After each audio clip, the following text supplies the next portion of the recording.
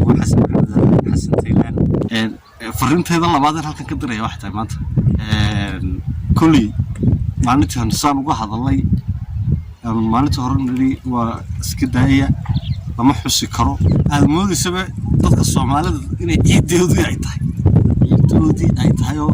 lamada ciidul adha iyo ciidul arafa iyo haweerariyo meelo badan oo ay ku xusayaan ayada arkaysan sidoo neefar Soomaalida ku 927 markii la qoray 13 qof oo ay tahay dumar dhanba ku jirta sida anigu aan ogahay ayaa fartan Soomaaliga qoray dawladda siyaad baray soo saartay markaas 27 ka hor Soomaali ma jirin wax lagu qoraa waxaan fariin u dirayaa xukuumadda iyo bulshada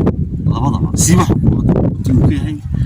madaxweyne Muuse Biixi madaxweyne waxaan ku leenahay la yiraahdo taariikhda Soomaali baale taariikhdana waxa ahaan jirtay taariikh uumeysi oo soo jirta oo lagu dhigto iskuulada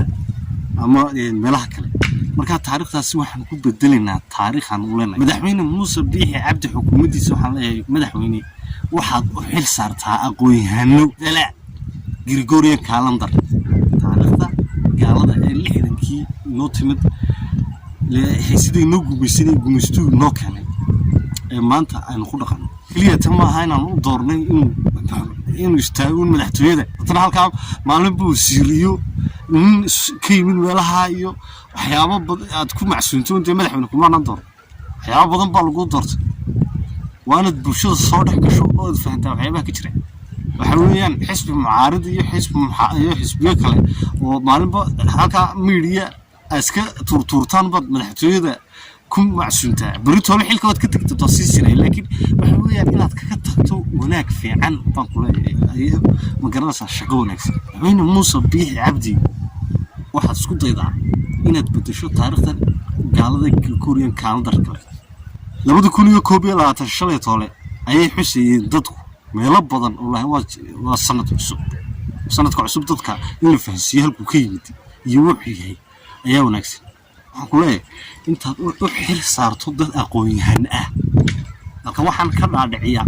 marka jahliga dadku haye maaha dadka aqoonta meelaha dhaxale ayaa horta wax la fahansiin karaa oo loo sheegi karaa carabta waa iska badowga socda kaas laakiin maadaama fartaasi ay soo bilaabatay 1973 far Soomaalida la qoray waxaan aaminsanahay anigoo ah aqoon-yahan Xasan Maxamed Aadan beejkeygana hadiyo jeer kaga hadla arrimaha bulshada ee laga hadlayay waxa la xiriira maanta hadalkaygani habda New York aan ka hadlay maalmihii soo socday sanadkan cusub waxaad u xil saartaa madaxweyne haddaba dad aqoon-yahana oo bedela oo aqoon-yahanadaas ay ka koobeen culimada dalka aqoon-yahanada dalka intaad u xil saarto waa in ay bulshada ka dhaadhiciyaan anagoo gaalada caynun iriin gaalada meeriin oo gaaladu waxa weeyaan waa dad diintoodii haysta Jesus Day waxa weeyaan happy Jesus Day waxa soo bilaabatay xilligu Ciise dhashay ee aaminsan iyaga xusanaya laakiin anagu waxaan gaar u leenahay Soomaali oo muslim ahaan aan gaar u leenahay ayun baan jecelahay inaan yeelano sanad walba inuu noogu soo galo oo laga hadlo maaha sanad walba inta waxa weeyaan wixii ficilka hadii aan la tibaa hadal hadii aad samayso ama waxaad tiraahdo hadii aan objective ka gaadhin goolkii dhalin oo la gaadhin waxa si ma dhamaystiray kaliya waa qabiyo Soomaalidu way hadashaa laakiin ficil ma samayso inta badan aqoonta dad kale waxay ka hadlayeen ambiiniyada meel walba waa laga soo hadlay aqoon-yahanada dibadda jooga Soomaalidu way ka soo hadleen muddo kaliya tan maaha inta halka lagu dafay xisbiga ku soo dorto maalin walba xisbu uu qabato shiro tirado gudoomiyayaal waxa la dooranaya ku xigay tan lagu ma doro siyaasadda Soomaaliya madaxweyne Muuse Biixi iyo xukuumaddiisu waa inay waxyaabo badan bedeshaan waxaan malaynayaa kulli siyaasadda Afrikaan dhaqanaayo markuu madaxweyne ku guuleysto wuxuu iska ilaaliyaa kaliya too xisbiyadu la soo tartamo iyo dadka mucaaradka kursiga baan ku dhigsanaayo maaha waa bulshadu shaqaysa madaxweyne bulshada society-ga aad u shaqayso waxaan kugu ammaanaynaa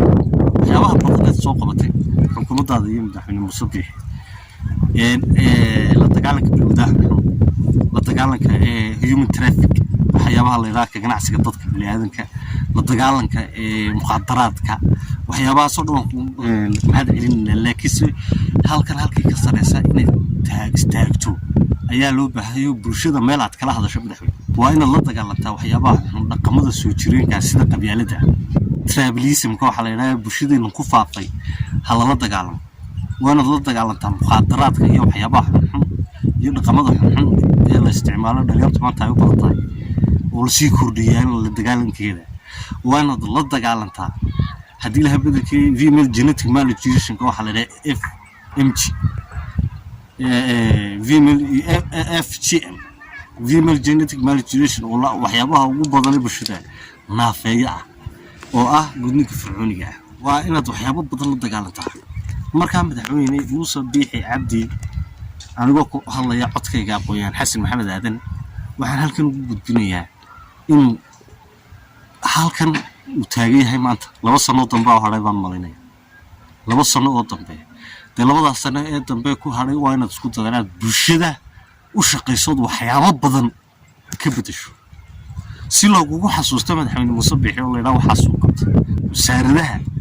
waa inaad qiimeysaa 6 bilood bamar fi meeting taskugu yeedho maxaa qabateen la xisaabtantaa madaxweyne wasiirada inta xilun magacaawda inaad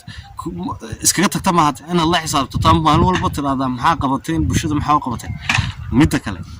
waa inaad sameysaa wax la yiraahdo maamul daadajin haddaan maamulku ka shaqeynayn gobolada iyo degmooyinka oo caasimadda uu ka shaqeynayo maamul daadajin samee awood ay degmooyinku leeyihiin samee waxaad sameynaysaa istiraatiijiyad cad ku dhaqaaq waxaad sameynaysaa shaqaalaha